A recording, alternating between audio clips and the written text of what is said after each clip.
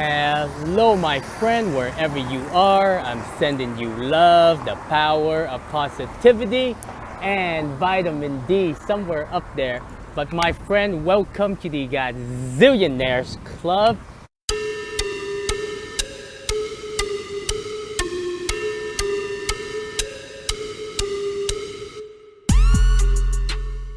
And today, I want to share with you a story about Mr. Peter Schiff. Now, I know Mr. Schiff is anti-Bitcoin, is gonna go to zero. Who is the, there's a saying that he usually say, but pretty much it's kind of like the greater fool. Meaning that, if you first buy into Bitcoin, you promote Bitcoin, and then the greater fool would buy into Bitcoin because they think they're gonna get rich. So that's his theory. Peter Schiff is a gold guy, okay? And the reason why I want to bring it up is because he is one of the OGs. And what I mean by one of the OGs is that he recognized what is going on with our monetary system, with the money printing. And and if we were to go back to sound money, because eventually the dollar is going to collapse. It was created to self-destruct itself, because from our point of view, or the peasant point of view,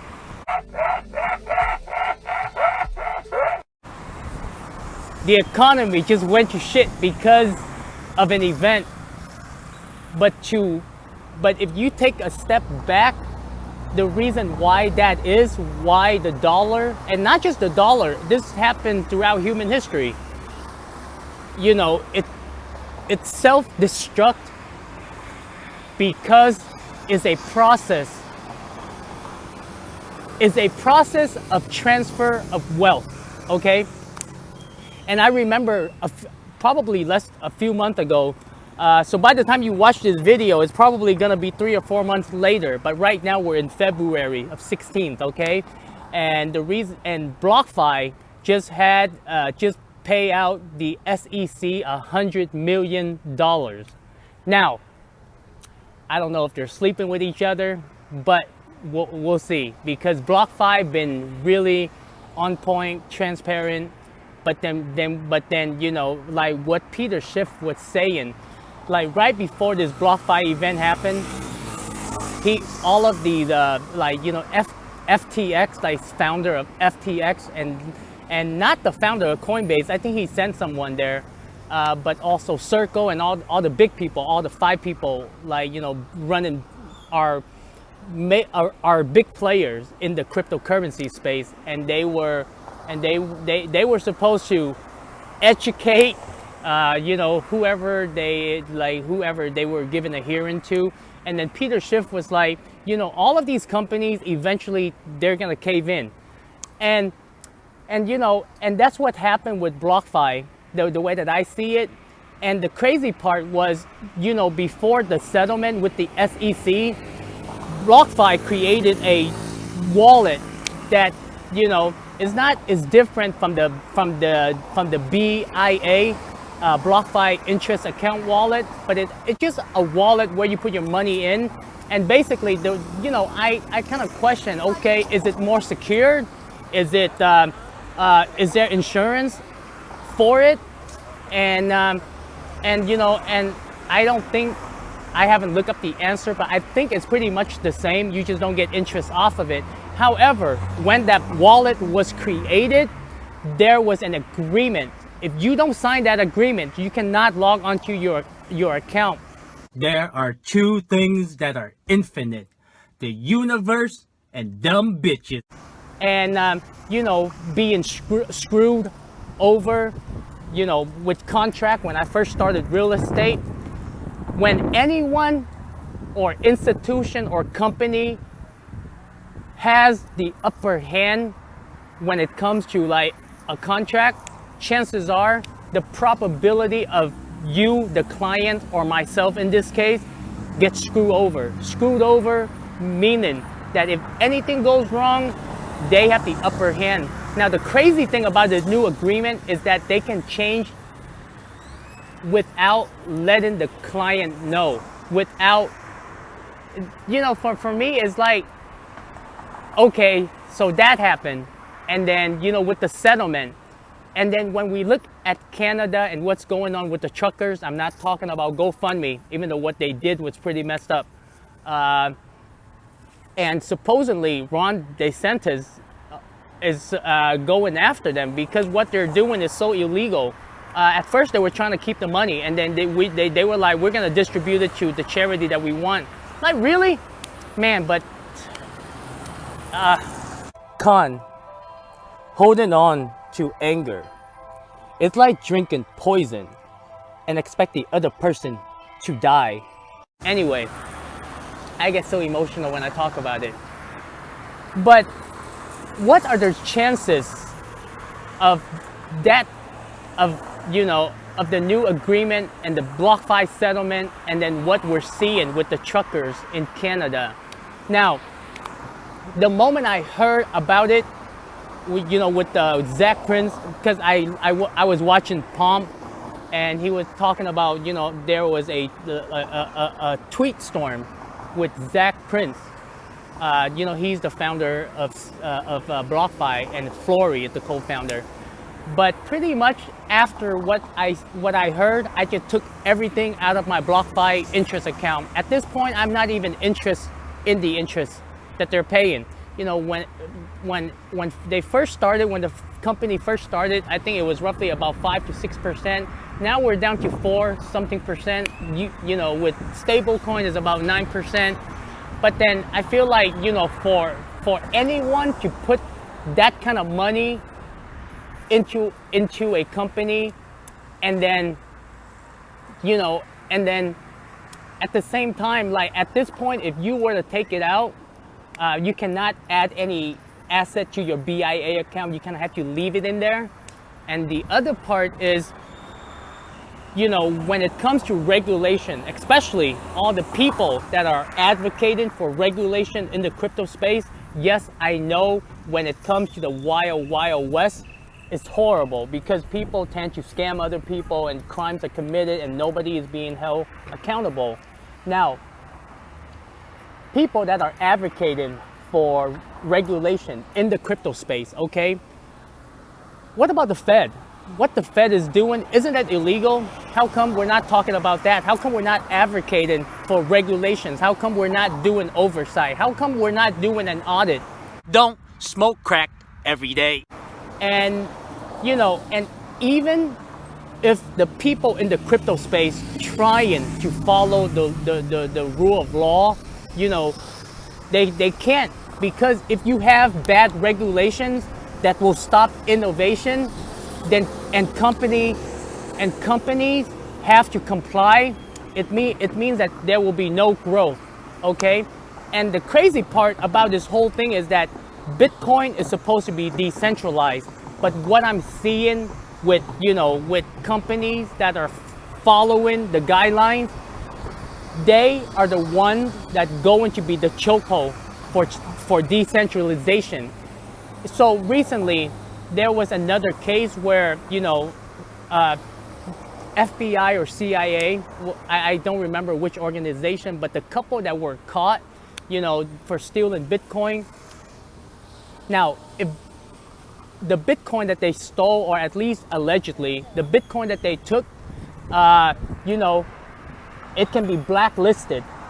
So if we're talking about decentralization and your wealth can be confiscated or blacklisted, that is actually scary. It means that how decentralized are we? And the other thing is, with all of these exchanges or centralized exchanges, at any point they can hold your assets.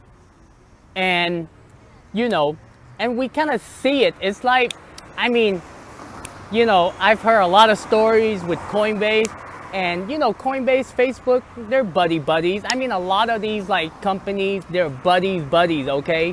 And take it however you want, but you know, what's happening with Canada, in my opinion, every American citizen should take their assets off of centralized exchanges. Because if we want to keep decentralization, we cannot follow laws that don't make sense. Because if we have one set of rules for this group of people and another set of rules for that group of people, even good companies will turn into bad companies if they want to survive.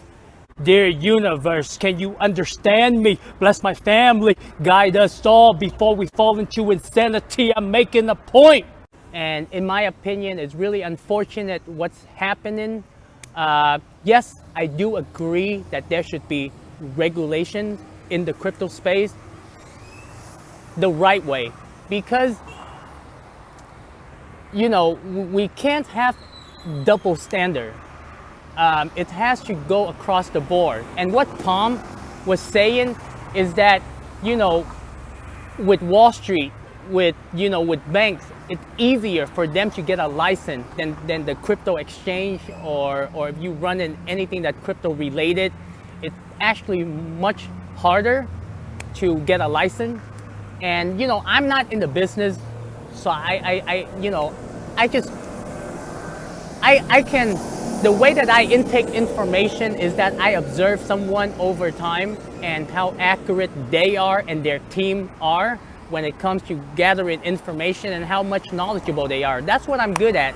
But as far as talking about the rule of law, I know the very basic. I've never run a business before. You know, I just look at things from a very, you know, like on the surface kind of perspective.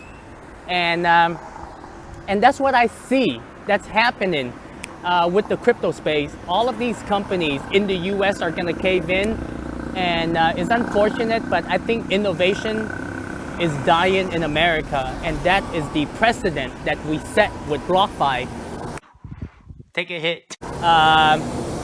So my friends, let me know what you think, okay? I really wanna get this conversation going because I feel like we are going down. It's like we're trying to create a new system.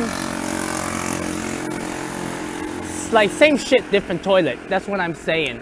And I feel like, you know, with everything that's happening, you know, like right now especially, I feel like, are we gonna get involved with Russia and Ukraine?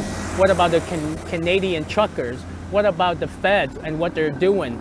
And what about the divisiveness in America? I mean, there are a lot of problems right now, but anything can trigger an event, and you know, a black swan event can happen.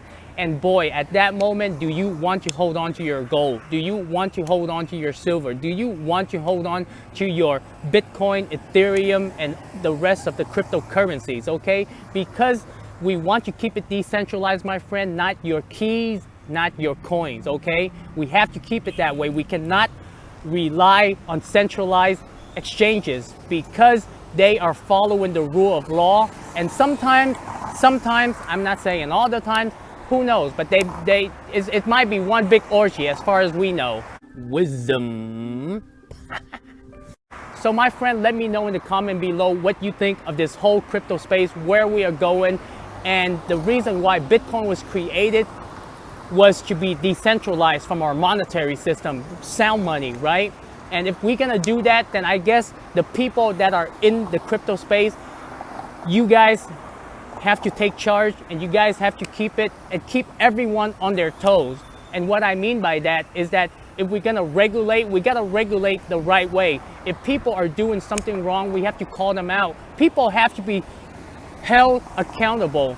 And if we have one set of standard for this people and a different set of standard for that people, it will never be completely decentralized, and we would still fall within the monetary system. We have to get out of the current one, because what we're seeing right now, my friend, what's happening with humanity is really unfortunate. And if we are building a better world, then that's where, you know, the people in the crypto space, you know, have to take charge, and they have to be the one that make all of the rules, okay? So much love. I will see you in the next video. Ta-da, my friend. Stay tuned for the next video, because I know I talk a lot about problems, but I also have solutions for us, okay? I don't just talk about problems. Like, I'm not a doom and gloom kind of person. Me waiting for the market to crash. Me waiting to buy gold, silver, Bitcoin with money that I don't have. Brace yourself! Am I? Come, we're gonna die, bro! But, you know, every problem that I've talked on my channel, I also have a solution, okay? So stay tuned. See you in the next video.